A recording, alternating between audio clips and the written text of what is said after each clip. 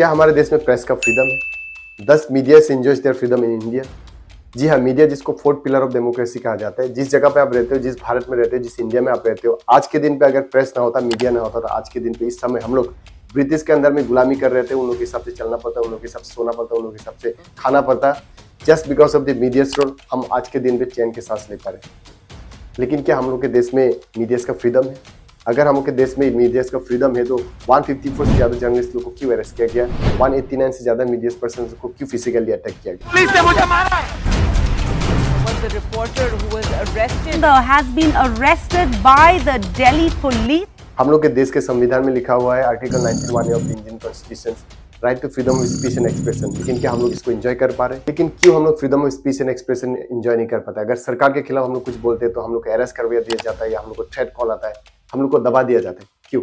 और हमारे देश में प्रेस के फ्रीडम के बारे में आप लोग को बताऊंगा तो आप लोग जान के शॉक हो जाओगे कि हमारे देश का प्रेस का जो हालत है, कितना बुरा हालत है। और दुनिया में सबसे ज्यादा प्रेस का जो फ्रीडम है कौन सा देश में, आप लोग को वो भी बताऊंगा। सबसे ज्यादा नीचे लास्ट कौन सा देश पे मीडिया का फ्रीडम बिल्कुल नहीं है, कौन सा देश पे, वो उसके बारे में भी मैं यहाँ पे डेटा आप लोग को बताने वाला हूँ। और उसके साथ साथ आप लोग को ये भी बताऊँ कि हमारे देश में किन किन पॉपुलर फेमस जर्नलिस्ट लोग को अरेस्ट किया गया है, और टोटल अभी तक कितने जर्नलिस्ट लोग को अरेस्ट किया गया है, कितने लोगों को अटैक किया गया है, वो सारे डिटेल्स आप लोग को इस वीडियो में बताऊंगा। और आज के दिन पे हमारे देश में बीजेपी सरकार है, और क्या इस बीजेपी सरकार में हमारे देश का प्रेस का फ्रीडम बढ़ा है या घटा है, इसके बारे में भी बताऊंगा। और उसके साथ साथ ये भी बताऊं कि हमारे देश के मीडिया पर्सन लोगों को आवाज उठाने से क्यों रोकना पड़ता है, आगे स्टेप क्यों नहीं ले पाते, क्यों डर जाते, क्या है ऐसा, क्या चीज़ है जिसको रोक देती है हमारे देश के मीडिया पर्सन लोगों को, सारे डिटेल्स इस वीडियो में बताऊंगा। तो सबसे पहले जानते हैं कि मीडिया का रिवोल्यूशन हमारे देश में, हमारे इंडिया में कब से स्टार्ट हुआ था। देखिए, हमारे देश में प्रेस के रिवोल्यूशन के बारे में बात करें तो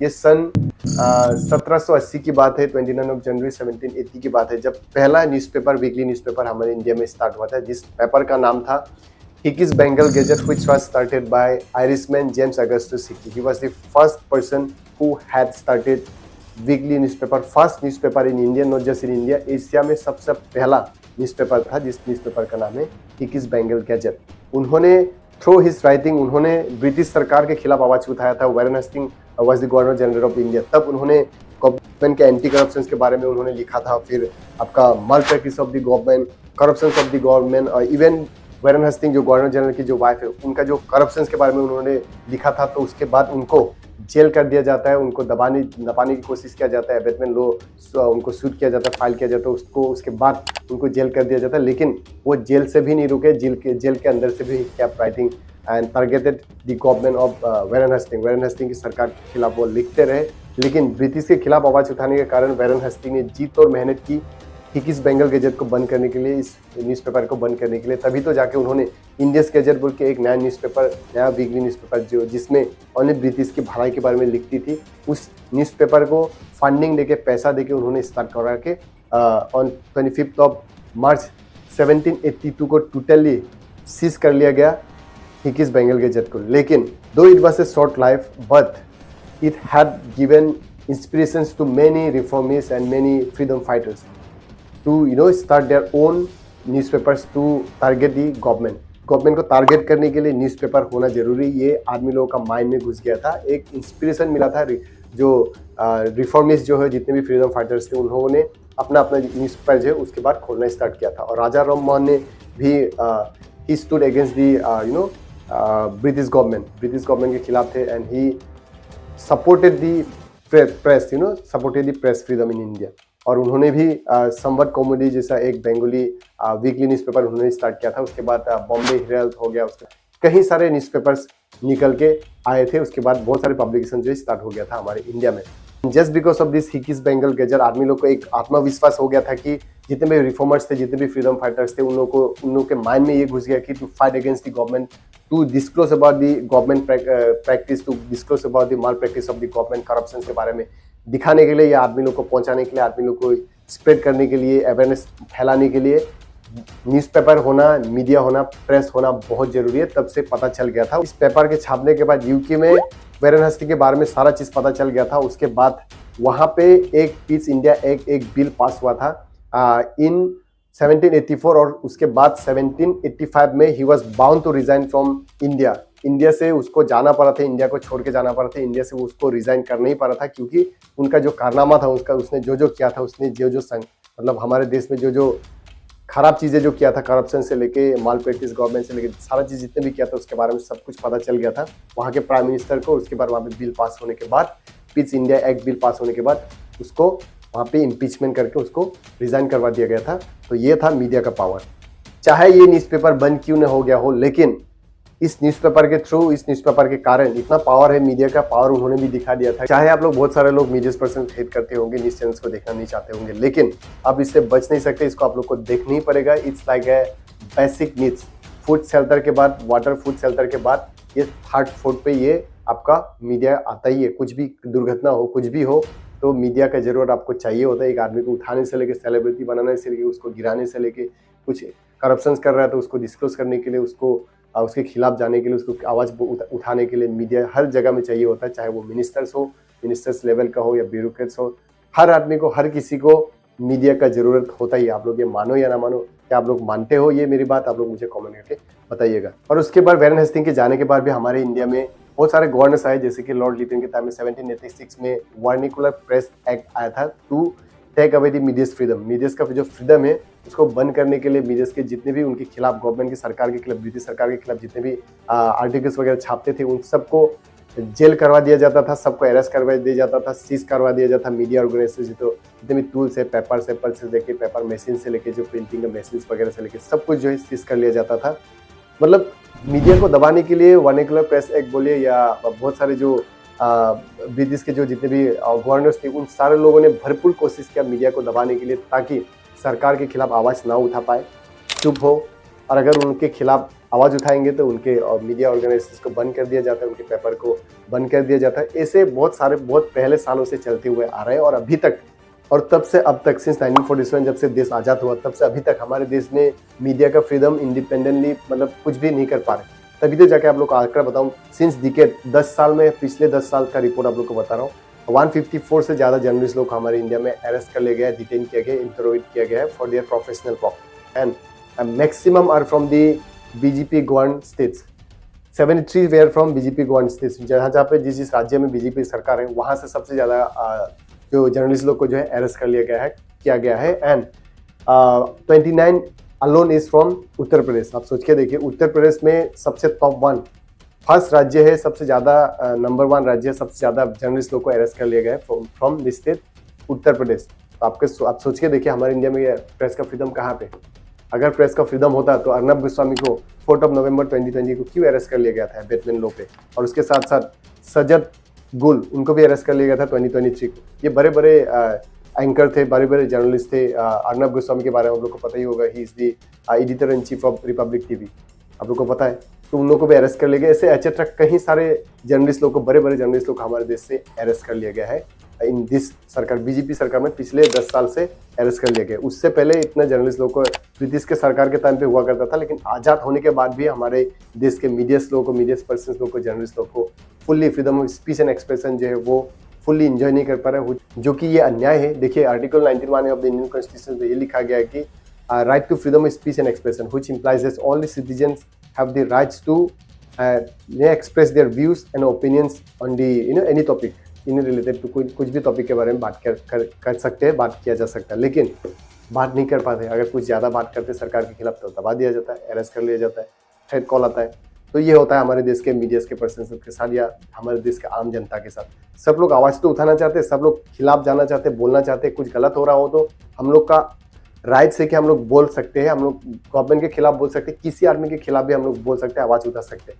लेकिन ऐसा क्यों नहीं कर पाते? बहुत सारे जर्नलिस्ट लोग आवाज़ उठाना चाहते हैं, करना चाहते हैं भाई, सब लिखना चाहते हैं, वो लोग न्यूज़ बनाना चाहते हैं, लेकिन दे आर बाउंड, कॉम्पेल्ड, वो लोग बाउंड हो जाते हैं, वो लोग कर नहीं पाते। अगर वो कुछ सरकार के खिलाफ, अगर उनके करप्शन के खिलाफ या सच उगवा देते हैं तो उनके खिलाफ एक्शंस लिया जाएगा, थ्रेट कॉल आएगा, फैमिली का थ्रेट आएगा, फिर अरेस्ट करवाने का एबेटमेंट लॉ शूट किया जाएगा। और आपको बताओ कि जितने भी जर्नलिस्ट लोग को अरेस्ट किया गया है अभी तक, उन सबको एबेटमेंट लॉ, अनलॉफुल एक्टिविटीज़ और आपका ऑफिशियल सीक्रेट एक्ट, इसके अंदर में सब सारे लोगों को अरेस्ट कर लिया गया, करते हुए आ रहे हैं हमारे देश में। तो अगर हम लोग भी कुछ न्यूज़ करेंगे, कुछ बोलेंगे, ज़्यादा बोलेंगे तो हम लोग को भी अरेस्ट करवा दिया जाए। मैं ये नहीं कह रहा हूँ कि मोदी जी खराब है, ऐसा नहीं है। देखिए बहुत सारे स्टेट्स में, मैं मोदी जी को खराब नहीं कह रहा हूँ, बहुत सारे स्टेट्स में राज्य में अलग अलग जो है वहाँ पे जो सरकार चलाती है, मतलब उन लोगों का अहंकार है, मतलब पावर है। हम लोग के पास तो साला मीडिया पर्सन हो या कोई भी हम लोग अरेस्ट करवा देंगे, तो पैसा का पावर है। आप लोग को बताओ कि आसाम में क्या मीडिया का पावर है? नहीं भाई, आसाम में भी मीडिया का पावर नहीं है। आप लोग को पता है कि नहीं मुझे नहीं पता, आप लोग मुझे कमेंट करके बताइए। आप लोगों ने देखा होगा मीडिया का पावर बिल्कुल नहीं, यहाँ पे भी दबा लिया जाता है। और ऑटोनोमस डिस्ट्रिक्ट काउंसिल जो है हमारे आसाम में, वहाँ तो और बिल्कुल नहीं है। वहाँ पे अगर आप कुछ आवाज़ उठाएंगे तो आपका ज़मीन का पत्ता लिया जाएगा, ऐसा भी करवा जा सकता है। या आपका आपके खिलाफ अरेस्ट करवाने का एक कुछ बहाना निकलवा दिया जाता है, तो थ्रेट कॉल जाता है, पॉलिटिशियंस की तरफ से थ्रेट कॉल जाता है, जिससे कि आप कह सकते हैं आसाम में भी मीडिया का जो पावर है वो ना के बराबर है। आप लोग को क्या लगता है मुझे कमेंट करके आप लोग बताइएगा। ओके, उत्तर प्रदेश में तो 3 जर्नलिस्टों को मार भी दिया गया है। राकेश, शुभम त्रिपाठी जैसे जर्नलिस्टों को 2020 में मार दिया गया है। तो आप देखिए जर्नलिस्ट का हालत क्या है हमारे इंडिया में, हमारे भारत में, मतलब प्रेस का फ्रीडम का हालत क्या है। बहुत ही खराब हालत है। ज़्यादा बोलेंगे सरकार के खिलाफ, ज़्यादा आवाज़ उठाएंगे, कुछ बोलेंगे सच उगाने के लिए कुछ बोलेंगे। देखिए मीडिया का काम क्या होता है कि जो सच है उनको उसको बाहर निकालना है, और आदमी के जो प्रॉब्लम्स है, इश्यूज है, उसको दिखाना है, डिस्क्लोज करना है, चाहे वो करप्शन का हो, हर चीज़ में हो, दुख का हो, सुख का हो, हर चीज़ को दिखाना है। लेकिन ये नहीं कर सकते। अगर कोई करप्शन कर रहा है उसके खिलाफ आवाज़ उठाएंगे, बोलेंगे तो आपको मार दिया जाता है, कुचल दिया जाता है, अरेस्ट करवा दिया जाता है, जेल पे डाल दिया जाता है। तो ये हालत है मीडिया पर्सन लोग हमारे देश में भाई, बहुत ही बुरा हालत है। आप लोग को बताओ कि सिंस डिकेड 2014 to 19 का एक रिपोर्ट बताता हूँ, 198 जर्नलिस्ट वेयर फिजिकली अटैक, उन लोग को मारा गया है, पीटा गया है, और थप्पड़ वप्पड़ बहुत सारे दिया गया है। और आप लोग को बताऊँ कि 2019 अलोन 36 जर्नलिस्ट 2019 में 36 जर्नलिस्ट वेयर फिजिकली अटैक, मतलब ये रिसेंट की बात है, रिसेंट का रिपोर्ट है। 36 जर्नलिस्टों को मतलब मारा पीटा गया है। तो ये हालत है बहुत देश का, मीडिया लोगों का, मीडिया पर्सन लोगों का हालत बहुत ही खराब है। अगर आप जर्नलिस्ट हो, अगर आप लोग देख रहे हैं तो मुझे आप लोग बताइए कि आप लोग खुल के बोल सकते हो, कुछ खुल के गवर्नमेंट के खिलाफ या किसी आदमी के खिलाफ आप कुछ बोल पाते हो? सरकार के खिलाफ कुछ बोल पाते हो? नहीं, आपका आंसर नहीं होगा। लेकिन अभी मुझे कमेंट करके आप लोग बताइए। अब मैं आप लोग को बताता हूँ कि वर्ल्ड प्रेस फ्रीडम इंडेक्स का एक रिपोर्ट निकला था 2023 में, जहाँ पे ये बताया गया था कि 100 में से पॉइंट हिसाब से दिया गया था। तो सबसे जो नंबर 1 पे आता है नॉर्वे पर 95 पॉइंट्स मिला था in terms of press freedom. और सेकेंड पे आयरलैंड आता है, 89 पॉइंट मिला था। उसके बाद आपका डेनमार्क। और हमारे देश का रैंक कहाँ पे पता है? 161 पोजीशन आउट ऑफ 180 कंट्रीज। आप सोच के देखिए, मतलब इतना बुरा हालत है हमारे देश में मीडिया लोगों का, मीडिया फ्रीडम का। 161 तक पहुंच गया है। लास्ट 2020 में तो फिर भी ठीक था, 150 तक था। It has slip to 161 position, 161 position तक चला गया। इतना नीचे चला गया हमारे देश में मीडिया का फ्रीडम के बारे में क्या बोलूं। ओनली लास्ट ईयर 2023 में 36.6 पॉइंट्स दिया गया है हमारे इंडिया को। और उससे तो फिर भी अच्छा था कि आपका 2022 में हमारे इंडिया का रैंक 150 तक था, अभी 161, पहले 150 तक, अभी गिरते ही जा रहा है। अभी 2-3 साल पहले 2020 में तो ठीक था, 53 से 54 पॉइंट्स तक दिया गया था वर्ल्ड प्रेस फ्रीडम इंडेक्स की तरफ से। और लेकिन जितने भी दिन अभी जा रहा है, जितने भी दिन आ रहा है, प्रेस फ्रीडम हमारे देश का कम होते ही जा रहा है। और नीचे इसका रैंक जो है, पोजीशन जो धीरे धीरे करके नीचे ही जा रहा है, मतलब खत्म होने के कागार पे धीरे धीरे करके नीचे ही डाउन होके जा रहा है इसका rank. Last not the list 2 देश जहाँ पे प्रेस का फ्रीडम है ही नहीं, एकदम लास्ट, एकदम नीचे पे, खत्म होने के कागार पे। वो कहाँ पे पता है? चाइना में 22 पॉइंट्स दिया गया है वर्ल्ड प्रेस इंडेक्स की तरफ से, प्रेस फ्रीडम इंडेक्स की तरफ से, ओनली 22 पॉइंट्स। और लास्ट में है नॉर्थ कोरिया, 21 पॉइंट्स दिया गया है भाई। मतलब नॉर्थ कोरिया में तो मीडिया पर्सन, मतलब आप प्रेस का फ्रीडम कुछ है ही नहीं, अब कुछ कर भी नहीं, मतलब ना के बराबर कुछ है ही नहीं, लास्ट में आता है। तो देखिए हमारा इंडिया का हालत कहाँ पे अच्छा है। हमारा इंडिया का मैंने बोला ही था कि 161 पोजीशन पे।